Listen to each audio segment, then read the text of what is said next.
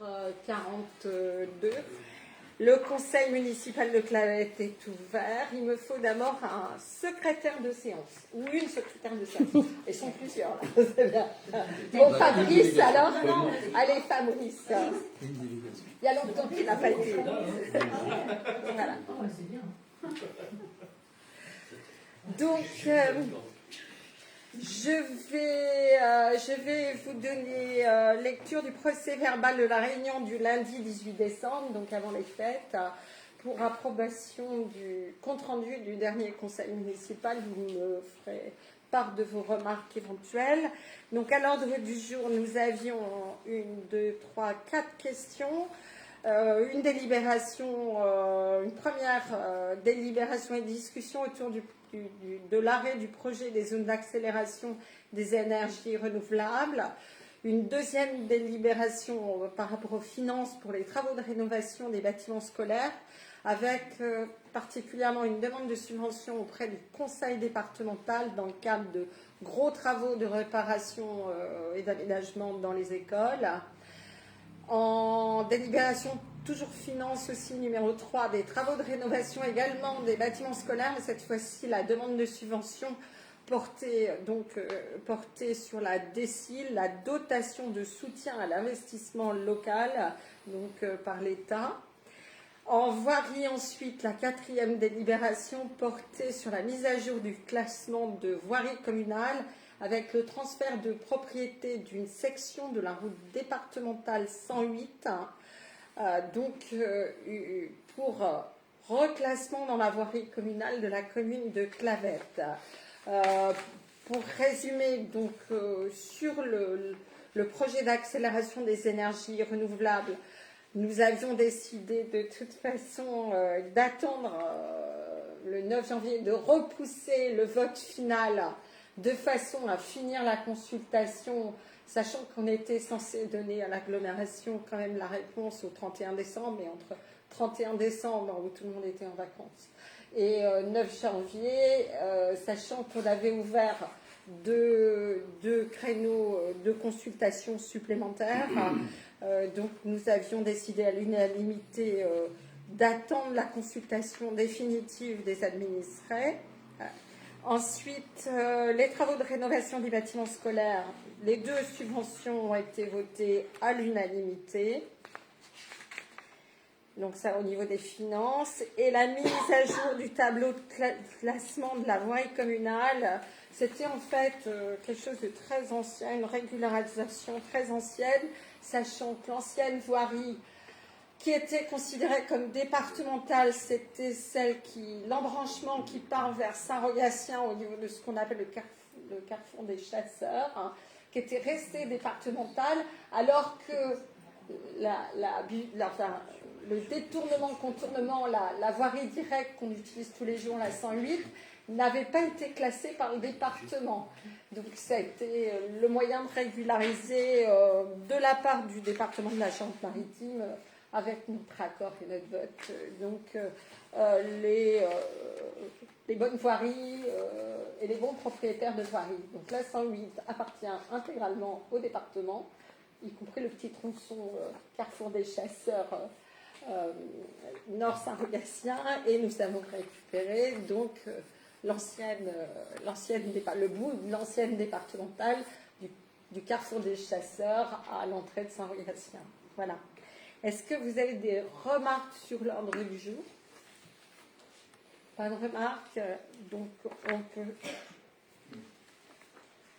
on va pouvoir passer au vote de la délibération, qui est ce que nous appelons le projet des zones d'accélération des énergies renouvelables. Je voudrais juste préciser pour le public qui est dans la salle parce que je ne sais pas si tout le monde est au courant, qu'il n'est pas possible aux spectateurs de poser des questions ou d'intervenir pendant la durée du conseil municipal, ce qui n'exclut pas de le faire une fois que le conseil sera fermé, mais considérant que ce projet a fait l'objet d'une consultation, les ZAENR, a fait l'objet d'une consultation qui a démarré le 6 décembre et qui s'est terminée donc le 3 janvier dernier avec les dernières rencontres et permanences. Donc il n'y aura pas de questions ou d'interventions au cours du Conseil. C'est juste pour rappeler un peu les règles. Je ne sais pas si tout le monde était bien au courant. Alors, je vais vous donner lecture.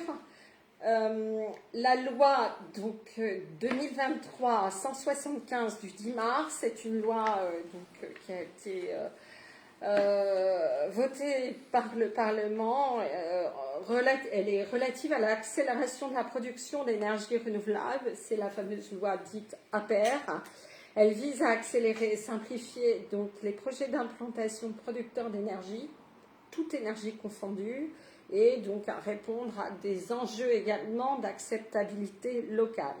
En particulier, son article 15 permet aux communes qui le souhaitent de définir, avec ou sans concertation avec leurs administrés, des zones d'accélération où elles souhaiteraient prioritairement voir des projets d'énergie renouvelable s'implanter.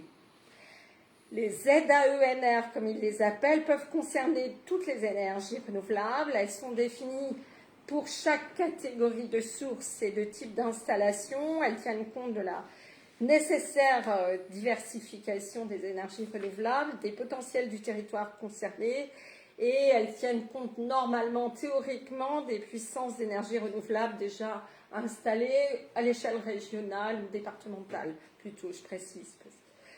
Ces zones d'accélération ne sont pas proposées, qui nous ont été envoyées, ne sont pas des zones d'accélération exclusives. Il peut y avoir des projets qui se présentent sur des zones hors la cartographie qui nous a été adressée. Toutefois, dans ce cas-là, pour que ce soit sur des zonages hors indiqués sur les cartes qui nous ont été adressées, ou que ce soit pour des projets déposés sur des zonages que nous avons passés, on va dire en rouge, que nous avons refusés, il peut y avoir des projets déposés, clairement, malgré tout, mais qui feront l'objet donc de comités de projets très spécifiques afin de garantir une meilleure inclusion de la commune d'implantation et des communes limitrophes, donc dans la conception du projet le plus tôt possible et en continu derrière. Un projet, même situé en zone d'accélération, ne sera pas accepté par la commune, par exemple, ne sera pas forcément autorisé. Ça aussi, c'est bon à savoir. C'est la préfecture, de toute façon, qui a la décision et la signature finale sur tous ces projets. Et dans tous les cas, même si la zone d'accélération a été acceptée, passée en vert ou n'importe quoi, il y aura quand même un minimum de consultation. Il y a un texte réglementaire là-dessus. Je vais vous demander à chaque étape, énergie renouvelable par énergie renouvelable, de donner un avis. Comme à chaque fois depuis le début de ce mandat, quand on est sur des dossiers un peu compliqués, épineux, très engageants pour la commune, j'aimerais qu'on arrive à la quasi-unanimité, voire à l'unanimité. Et nous avons eu une réunion hier au soir, déjà un premier, on va dire, petit comité de pilotage et petite discussion où tous les élus étaient invités, un grand nombre d'entre vous ont pu se déplacer.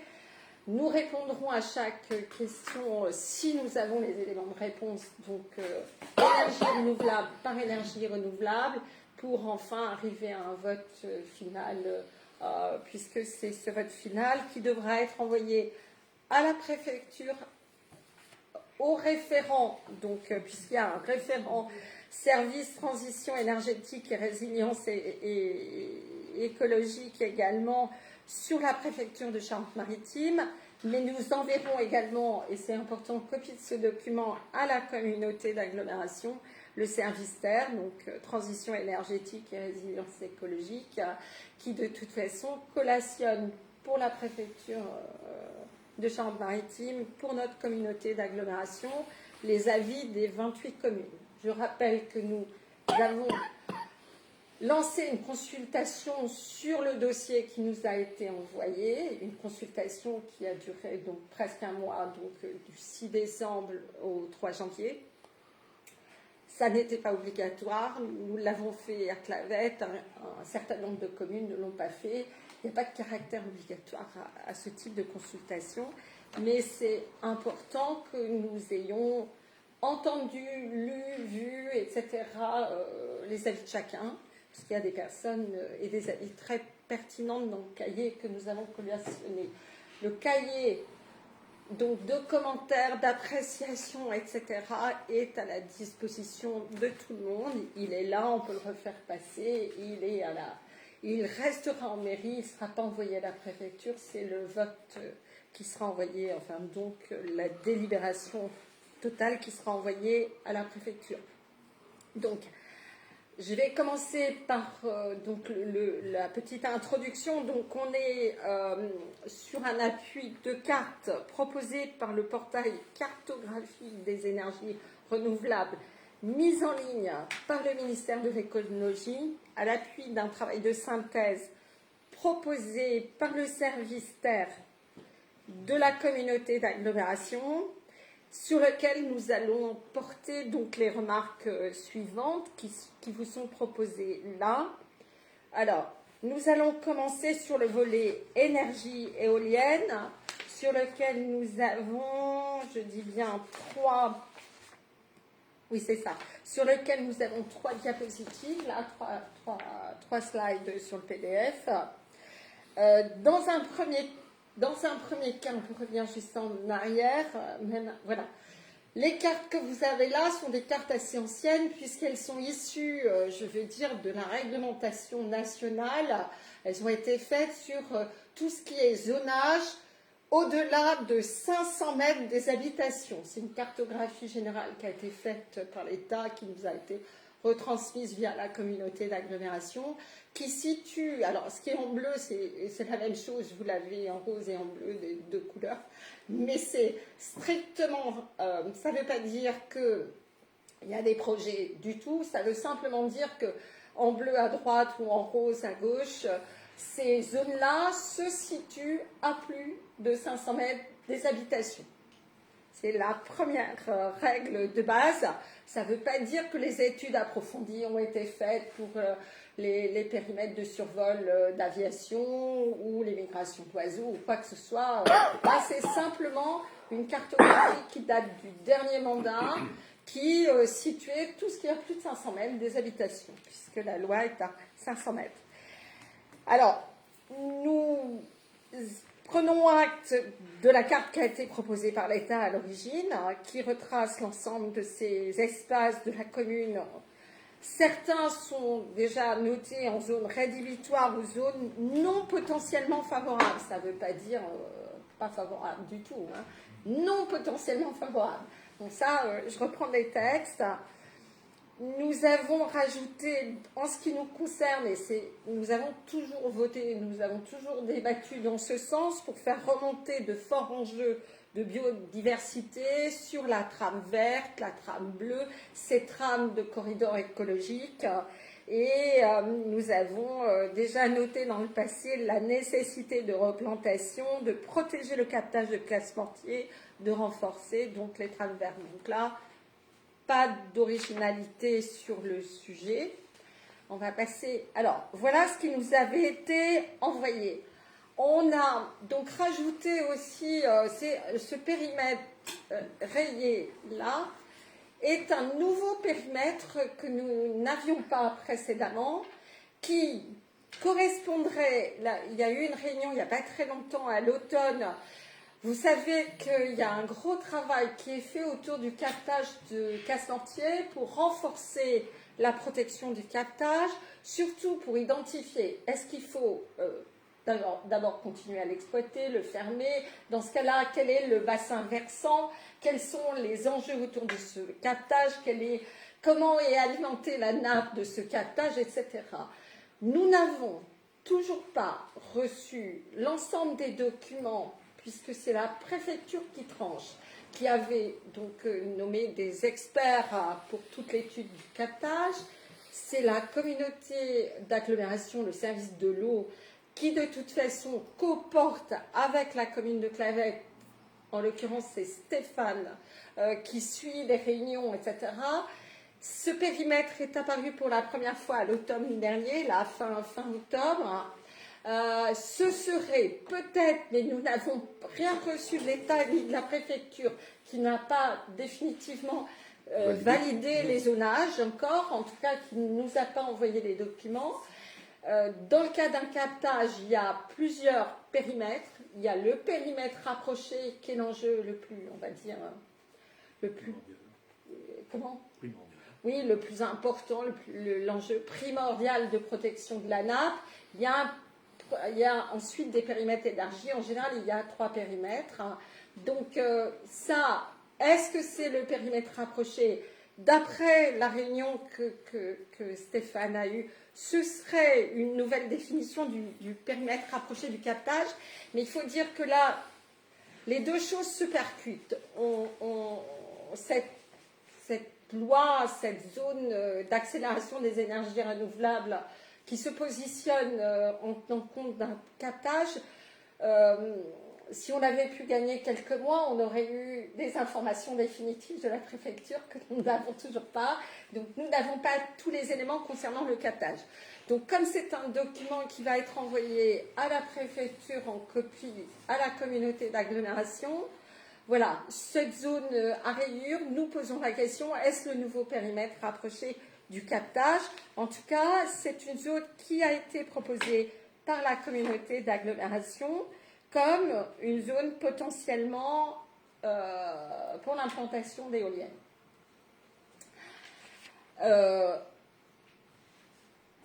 Je vais reprendre, si vous êtes d'accord, à la fois la discussion d'hier, où on avait listé les remarques, je veux dire, des habitants, certains par email, d'autres en présentiel, d'autres par courrier, etc. Et où on s'était positionné hier à l'occasion de ce comité, enfin de cette réunion préparatoire. Et si vous avez d'autres questions, je vais faire le tour de table. On va individuellement chacun donner un avis par rapport à ça.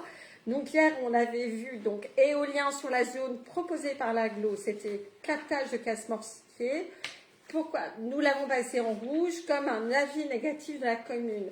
Pour les raisons suivantes, demandera une étude paysagère beaucoup plus complète, demandera une mise en œuvre détaillée des nouveaux périmètres de captage qui ne nous ont toujours pas été confirmés par la préfecture, zone rapprochée, intermédiaire et zone élargie, avant tout autre sujet ou projet à mettre dessus, puisque nous ne savons pas un périmètre rapproché, une zone de protection, donc rapprochée importante pour un captage, va justifier aussi et impliquer des cultures différentes, des modifications culturelles, donc pas de culture intensive, beaucoup d'intrants qui n'auront plus le droit d'être utilisés sur cette surface-là, des modifications même dans le paysage de cette zone-là. Est-ce qu'il va y avoir des arbres, par exemple, des vergers, des choses comme ça? Quelle va être l'évolution culturelle? Je veux dire, on ne l'a pas, donc c'est un peu tôt pour nous demander, pour que nous puissions accepter d'un seul coup que ce soit une zone d'implantation. En l'état actuel du captage, pas d'accord de principe. Hauteur, empreinte en co-visibilité sur deux communes. Alors, et nous posons la question, est-ce que la commune de Saint-Rogatien a été consultée? Or, moi, j'ai passé un coup de fil au maire de Saint-Rogatien, qui lui n'a strictement sur sa commune, que son territoire et qui n'est pas au courant que cette zone-là a été proposée sur Clavette. Donc, et enfin, suite d'ailleurs à des courriers que nous avons reçus, qui soulignent les vents dominants d'ouest pouvant ponctuellement entraîner des nuisances, dont le bruit, vers les premières habitations de la commune derrière. Je vais repasser un par un. Est-ce que vous pouvez, un par un, vous positionner, dire si vous êtes d'accord, pas d'accord? Est-ce que vous voulez qu'on rajoute quelque chose? Qu'est-ce que vous en pensez? Christophe? J'ai rien à rajouter, hein. On en a discuté hier à la réunion. Oui, oui. Mais j'aurais pu oublier quelque chose, c'est pour ça que Non, j'insiste. ça me pas, Ouais, ça te paraît correct, hein. ouais. D'accord. Jeune fille. Oui, pareil, moi, ça me paraît correct. Et puis, c'est en adéquation avec le conseil municipal qui a voté contre, de toute façon, les Dans le passé. Enfin, Pas de souci. Stéphane. Non, j'ai rien à rajouter, donc ce qui a été dit en commission. D'accord. Bertrand. Rien à dire. Non plus. Non plus. Pareil. Chantal. Non, il n'y a pas de... Voilà. Pas de commentaires supplémentaires à rajouter. Xavier. Non, je vais déjà exposer le fait que l'implantation sur cette zone-là entraînait des nuisances pour. Alors, je sais bien que c'est pas pour Clavette, mais c'est surtout pour Saint-Rogatien, étant donné que leur zone d'urbanisme Se développe. vers, de ce côté-là, et donc que les 500 mètres n'y seraient pas. Bon, je sais bien que ça concerne Saint-Rogatien, mais je trouve que un peu dommage, effectivement, qu'il n'y ait pas eu de réunion, qu'on ne nous ait pas demandé de nous rapprocher aussi des communes avoisinantes, sachant qu'on a des zones qui sont mixtes, parce qu'il y en a une partie quand même qui est sur Saint-Rogatien aussi. Voilà. Donc moi c'est non aussi, pour tous les arguments qui ont été exposés. Je peux rajouter simplement en complément, parce que j'ai aussi appelé la Jarry, j'ai aussi appelé Montroy, etc., pour savoir ce qu'il y avait. Montroy possède sur sa commune, en limite de Clavette, une zone, l'ancienne zone, celle que nous avions retoquée parce qu'elle traversait le corridor vert, la trame qui est dans le document du SCOT, qui est une trame verte, je veux dire, qui est... et Montroy, de son côté, alors il n'y a plus rien sur Clavette dans ce qui nous a été proposé, mais Montroy a toujours de son côté... donc vous voyez là ce que fait Audrey, a toujours de son côté une proposition d'un couloir éolien derrière. Donc de la même façon que nous avons écrit hauteur empreinte en co-visibilité sur deux communes, est-ce que la commune de Saint-Gatien a été consultée? C'est ce que nous enverrons à la préfecture, parce que visiblement elle n'a pas été consultée, de même que Clavette n'a pas été consultée pour ce qui a été inscrit sur Montroy en limite de Clavette. D'accord? Donc, est-ce que je peux considérer, nous sommes donc d'accord à l'unanimité, que sur l'éolien, ces éléments-là pourront être envoyés? C'est bon? Non, je dis c'est non. C'est bon. Alors, arrêt du projet des zones, volet méthanisation. Même chose, là ça va être beaucoup plus court, puisqu'on est exactement sur la même proposition. Toujours, est-ce bien le périmètre rapproché de captage définitif que la préfecture validera? Peut-être c'est le cas. En l'occurrence, l'aglo est mieux renseigné que nous, mais nous n'avons rien reçu de définitif de la préfecture. Donc, de la même façon, pour la méthanisation, nous avons intégré en rouge donc la surface. En cas d'accident, risque des sous-sols et donc de la nappe phréatique, risque de pollution des sols et de la nappe phréatique qui alimente le captage, risque d'odeur au moment des transports et des déchargements, car plein ouest sous les vents dominants pour la commune, transport. Alors c'est peut-être faux, je ne sais pas, je manque d'éléments concrets, mais pour l'instant, dans le peu d'éléments qui nous ont été communiqués, ce sont des arguments qui nous ont été aussi donnés par des administrés, donc que nous avons entraînés. Par contre, ce qui est certain, c'est que ça va impliquer un transport supplémentaire de poids lourds, 24 heures sur 24, avec surcharge, embouteillage, risque de détérioration de la chaussée, la 108 et les chemins communaux ruraux, puisque toute cette zone-là, c'est du chemin communal. Vu que ça n'a pas été, l'aglo ne nous a pas donné une focale plus étroite et qu'ils ont mis toute la grande zone derrière, sur l'ensemble de cette zone, c'est parcouru de chemins communaux, donc on a des risques vraiment de dégradation. Empreinte carbone négative, peu ou pas d'élevage sur la zone concernée, y compris sur un périmètre élargi. Sachant que, après, pour ce qui est des déchets humides. Il n'est pas question dans l'immédiat qu'il y ait un ramassage des déchets humides, même si c'est prévu pour plus tard. Nous n'avons pas d'informations sur les tonnages, les quantités, la productivité possible et la viabilité d'un méthaniseur, de plusieurs méthaniseurs à l'échelle de l'agglomération. Donc là-dessus, Christophe, Pas de remarque. Non, pas de remarque. Delphine, Jean-Jacques, Pas de remarque. Stéphane, Bertrand, pas de remarque. Pas de remarque. Ben non, pas plus que celle de hier soir. À savoir que, effectivement, je trouve qu'on manque vraiment de renseignements pour pouvoir avoir une vision objective de cette énergie renouvelable. Moi, je trouve qu'on n'a pas assez d'éléments pour pouvoir juger correctement. Donc, il vaut mieux pour le moment, effectivement, dire non. Enfin, moi, c'est l'opinion qui se dégage un peu de la réunion que nous avons faite. Il vaut mieux dire non. Au moins, dans l'espoir qu'on sera un peu plus écouté et qu'on aura peut-être un peu plus renseigné si par cas il y a quand même un projet. Voilà.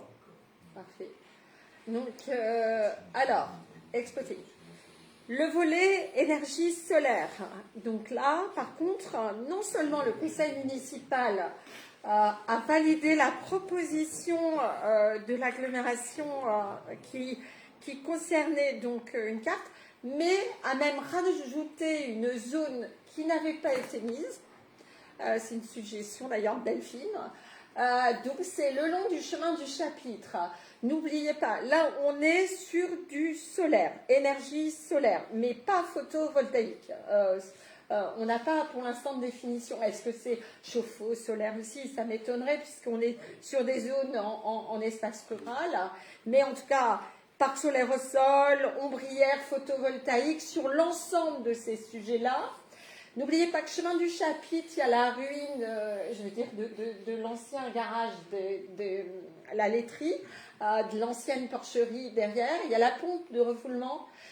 Tout ce terrain sur toute sa longueur a été acheté par l'agglomération qui nous a revendu la partie garage, la partie avant. Nous avons acheté et validé au conseil municipal l'acquisition.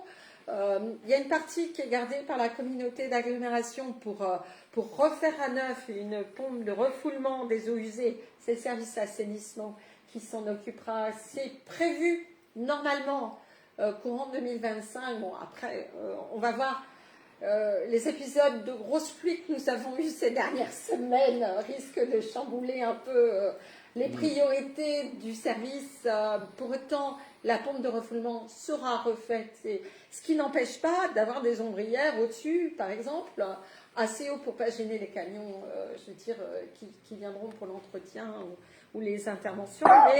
Et le long, nous avons aussi une parcelle également qui nous a été confiée. Alors, il y a une partie boisée, évidemment, non, on ne pourra pas mettre facilement du photovoltaïque ou de l'ombrière sur des arbres qui peuvent monter très haut suivant les variétés, mais il y a une partie qui n'est pas sur laquelle on a prévu et on s'est engagé vis-à-vis de l'agglomération à créer un petit parc plutôt de bulbes, de plantes, un banc, des choses comme ça.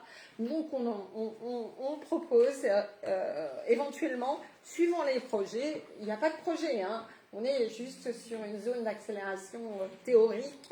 Donc on propose également à l'État d'intégrer le chemin du chapitre. Christophe, un avis? Rien à rajouter. Delphine? Non, pareil, on a vu hier. Donc, Jean-Jacques? On a déterminé des lieux, des points.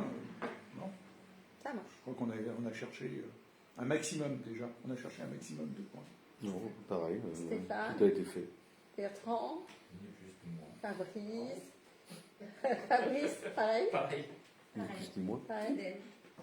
Oui, l'idée c'est d'essayer de participer à cette augmentation des énergies renouvelables, mais sans polluer ni les espaces, ni les personnes, ni les habitations. Donc on a choisi effectivement le solaire sur des parkings, sur des espaces qui seront plutôt plutôt intéressant à ombrager d'ailleurs, parce qu'un parking ombragé sera d'autant plus agréable pour les véhicules. Oui. Et les habitants. Donc c'est ce que vous avez sur la diapo à côté, donc les ombrières photovoltaïques sur parking qui ont été validées dans ce cas-là. Ok. Ensuite, toujours sur la suite du volet énergie solaire, donc solaire en toiture. Alors, et agrivoltaïsme. Alors, solaire en toiture. Le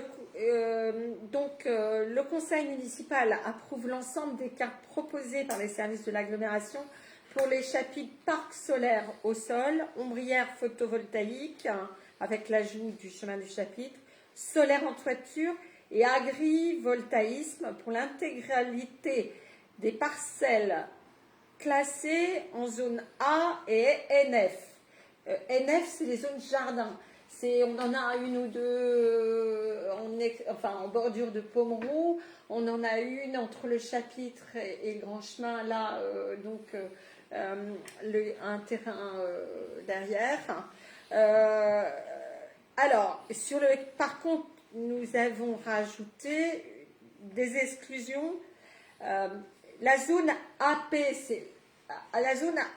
ça veut dire agriculture protégée. C'est une zone sur laquelle les agriculteurs, c'est l'ensemble de la partie est de la commune, la pointe jusqu'à Croixfort. Vous l'avez là, vous le voyez sur l'écran. Ça a été mis au niveau du PLUI. C'est une zone sur laquelle il est interdit même aux agriculteurs de mettre un bâtiment ou la moindre construction. Donc on ne peut pas, en toute logique, interdire aux agriculteurs propriétaires de leur terrain de mettre quoi que ce soit comme bâtiment, même démontable, et accepter de l'agri photovoltaïque. Donc la zone AP a été exclue. Et pareil, la zone N qui était en vert, on l'a mise en orange. C'est pareil, ce serait le périmètre rapproché du captage. Je dis bien ce serait. Orange, ça ne veut pas dire un non franc et massif, ça veut dire que nous manquons d'informations là-dessus. Nous attendons de voir non seulement le périmètre rapproché définitif, si c'est bien bon, tant mieux, mais surtout après les prescriptions culturales, le type, d'exploitation qu'il va y avoir, parce que une exploitation agricole, c'est très très vaste. Ça peut être du maraîchage, ça peut être du verger, ça peut être même des plantations de bois pour du chauffage. Ça veut dire que ça se développe énormément. Certaines variétés de bois poussent très vite, peuvent être coupées sans être arrachées complètement tous les 7 ans, je crois, et repoussées un certain nombre de fois. Donc, tant que nous n'avons pas plus d'éléments, pareil que le photovoltaïque, pareil que l'éolien ou la méthanisation, nous avons passé le captage en zone orange. D'autres avis? Je recommence le tour. Je préfère faire le tour pour être sûr que tout le monde a bien donné un avis. Vu hier soir, ça marche. C'est bon. C'est bon. C'est bon. C'est bon. Qui c'est qui a organisé le boom Tout le monde est d'accord? Oui. Ok, Chantal, Xavier également. Oui. Ça marche. Volet géothermie, donc réseau de chaleur, biomasse. Donc nous approuvons la carte qui a été proposée par la communauté d'agglomération. Qui mettait à peu près l'ensemble de la commune en géothermie, sachant que dans notre cas, de toute façon, on n'est pas à Jonzac. La géothermie ne sera que de la géothermie de surface dans les profondeurs des puits actuels et des nappes actuelles, entre 15 et 25 mètres, on va dire, globalement. Ça ne sera pas après de la géothermie très profonde. Il n'y a pas... En tout cas, les études qui ont été faites jusque-là ne font pas état d'un gisement d'eau chaude très profond, souterrain, qui pourrait alimenter entièrement la commune de Clavette et même procurer, des bains bouillonnants ou des choses comme ça. Donc voilà pour cette partie-là. Je recommence, Christophe. idem. C'est bon. Pareil. Pareil. Cathy, Nathalie, Chantal, tout le monde. Parfait. Ah, ça. Donc voilà. On a remis en complément une collation suite à la discussion d'hier et puis aussi les avis. Document malheureusement assez basique, donc c'est un peu une urgence de la loi à faire. Le manque d'informations détaillées sur le rendement par énergie proposé ne permet pas toujours de donner des avis pertinents. Et en plus, le manque de connaissances pointues ne nous permet pas de donner toujours des avis pertinents. Nous regrettons donc, je résume, en conclusion, nous regrettons de n'avoir toujours pas reçu de la préfecture les zonages définitifs. Nous regrettons de n'avoir toujours pas reçu de la CDA et du programme ressources les prescriptions culturelles pour un périmètre rapproché du captage. Nous saluons l'implication des services, y compris ceux de la CDA, des élus, des administrés, et l'ouverture et la pertinence des questions et des propositions exposées lors de l'enquête publique. Voilà. Ok ? J'ai rien d'autre à rajouter ? C'est une enquête publique ou juste... Là, nous, on a fait une enquête publique. Ah oui, d'accord. Notre enquête publique. On peut notre concertation lors de la... Je vais mettre l'enquête publique de la commune de Clavette. Et je vais remettre les dates 6 décembre, 3 janvier.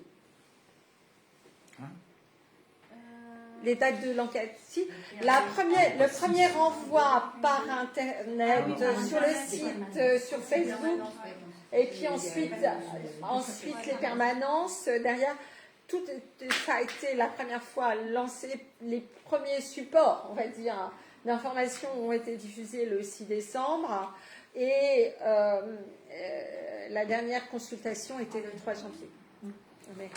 D'accord ? Donc, je rappelle, donc, avant le vote, il est demandé au conseil municipal, après avoir entendu l'exposé de Madame le maire et après en avoir délibéré, d'identifier les zones d'accélération pour l'implantation d'installations terrestres de production, ainsi que leurs ouvrages connexes. Nous n'avons pas les ouvrages connexes, donc de toute façon, ça ne va pas aller loin.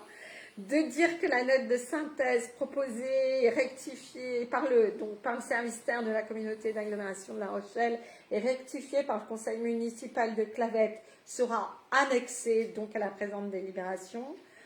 De me charger donc de transmettre au référent préfectoral pour la préfecture de Charente-Maritime, à l'EPCI et au SCOT les zones identifiées, de m'autoriser à mettre en œuvre toute formalité utile à l'exécution de la présente délibération. Donc, pas de commentaires, on peut passer au vote. Voilà, je vais vous demander un vote positif. Est-ce que vous êtes d'accord sur le document présenté et puis sur le document que nous avons amendé, qui a été présenté aujourd'hui? Et est-ce que vous êtes d'accord pour qu'on l'envoie, donc que je le signe et que je l'envoie en préfecture et à la CDA? On lance le vote? Allez, ceux qui ont des pouvoirs, toi tu as un pouvoir. Donc à l'unanimité, pas de vote contre, pas d'abstention. Le conseil municipal de Clavette donc, a voté ce dossier à l'unanimité. Je déclare la séance levée, il est 19h20. Voilà. Et je vous remercie beaucoup. Voilà.